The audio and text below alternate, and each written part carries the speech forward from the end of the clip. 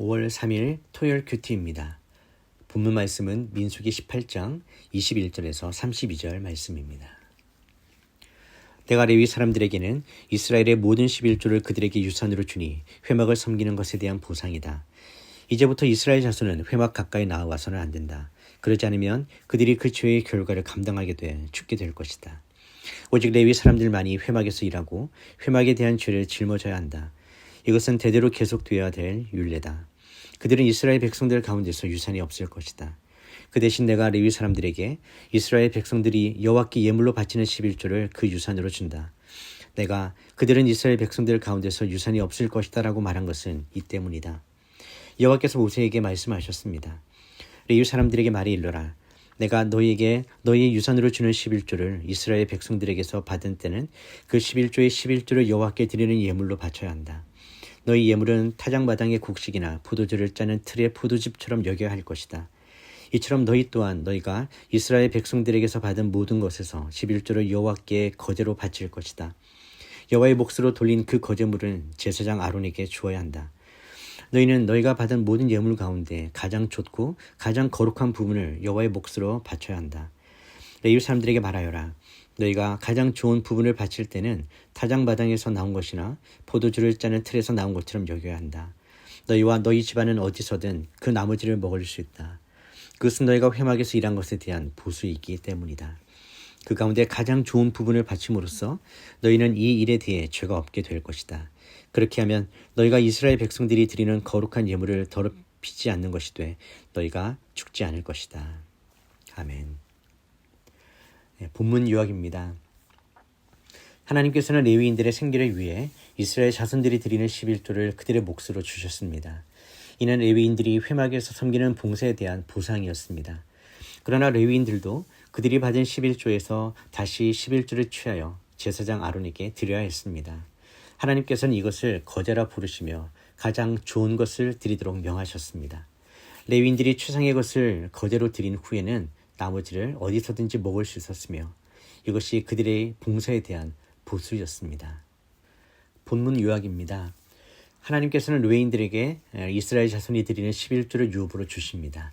레위인은 기업이 없고 땅을 분배받지 않기 때문에 하나님께서는 이스라엘 백성의 11조를 통해 그들의 생계를 책임지시겠다고 하십니다. 그러나 레위인들도 받은 11조 가운데서 다시 제사장들에게 드릴 11조, 즉 11조의 11조를 구별하여 드려야 하며 그들이 받는 것은 하나님의 거룩한 목심을 상기시킵니다. 이는 레위인들이 백성의 성소 근무를 대신하여 섬기기 때문에 하나님의 특별한 보호와 공급이 주어지는 구조입니다. 첫 번째 묵상입니다. 본문에서 드러나는 하나님 나라의 경제는 단순한 재정 구조가 아닙니다.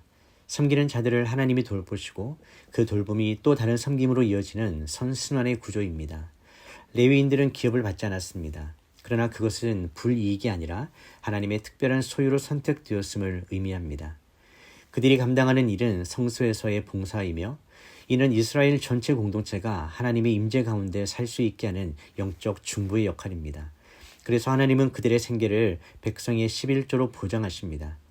그리고 레위인도 다시 11조의 11조를 하나님께 드리며 나도 섬김을 위해 존재함을 잊지 않게 하십니다. 이 원리는 신약에서도 계속됩니다. 바울은 복음 전하는 자들이 복음으로 말미암아 살 것을 주께서 명하셨느니라고 가르칩니다. 또한 디모데전서 5장 17절 18절에서는 잘 다스리는 장로들을 배나 존경할 자로 알되 말씀과 가르침에 수고하는 이들에게는 더욱 그리하라. 일꾼이 그 삭스를 받는 것은 마땅하다고 말합니다. 이는 영적 일꾼들의 물질적 필요를 공동체가 책임져야 함을 보여줍니다. 이것은 오늘날 교회와 사회의 경제에서도 적용될 수 있습니다. 단순한 수입 지출의 개념이 아니라 하나님께 받은 복과 자원을 다시 다른 일을 위한 섬김으로 순환시키는 것이 바로 하나님 나라의 방식입니다. 적용 질문입니다. 나는 나의 시간과 물질 은사를 통해 하나님 나라를 위한 선순환에 참여하고 있습니까? 하나님이 나에게 맡기신 것을 다시 하나님께 돌려드리는 삶의 모습이 있는지 돌아봅시다. 두 번째 묵상입니다. 하나님은 레위인에게 11조를 주시되 그것을 거룩한 것으로 간주하라고 명하십니다. 다시 말해 그것은 단순히 생계의 수단이 아니라 하나님께서 특별히 구별하신 것이므로 받을 때에도 두려움과 감사함으로 받아야 한다는 뜻입니다. 동시에 레위인은 받은 것 중 가장 좋은 부분을 다시 하나님께 드려야 했습니다. 중요한 점은 섬김의 동기가 보상이 되어서는 안 된다는 것입니다. 예수님은 너희가 거저 받았으니 거저 주라고 말씀하셨습니다.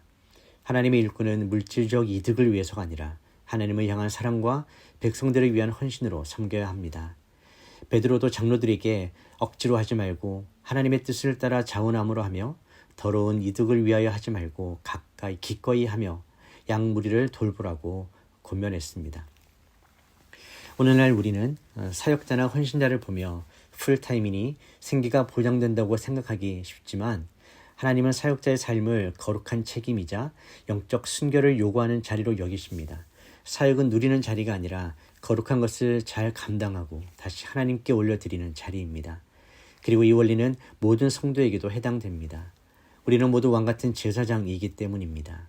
하나님이 우리에게 주신 것은 먼저 그의 나라와 의를 위한 것이며 우리가 가진 모든 것의 가장 좋은 부분을 하나님께 돌려드리는 헌신의 자세가 필요합니다.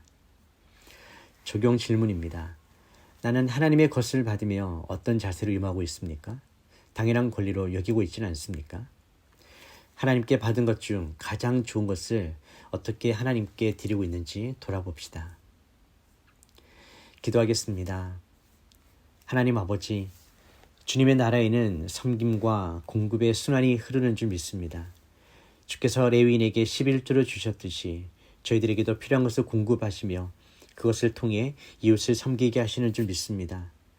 우리가 받은 것을 나의 소유로 착각하지 않게 하여 주시옵소서. 나의 시간, 물질, 재능, 삶의 모든 자원을 하나님께 드리고 가장 좋은 것을 올려드릴 수 있는 믿음을 허락하여 주시옵소서. 섬기는 자로 살게 하시고 받은 복을 다시 나누는 축복의 통로가 되게 하여 주옵소서. 헌신이 특권이자 책임임을 잊지 않고 거룩한 자세로 주 앞에 서게 하시고 오늘도 주님의 질서와 뜻 안에서 순종하며 살게 하여 주시옵소서.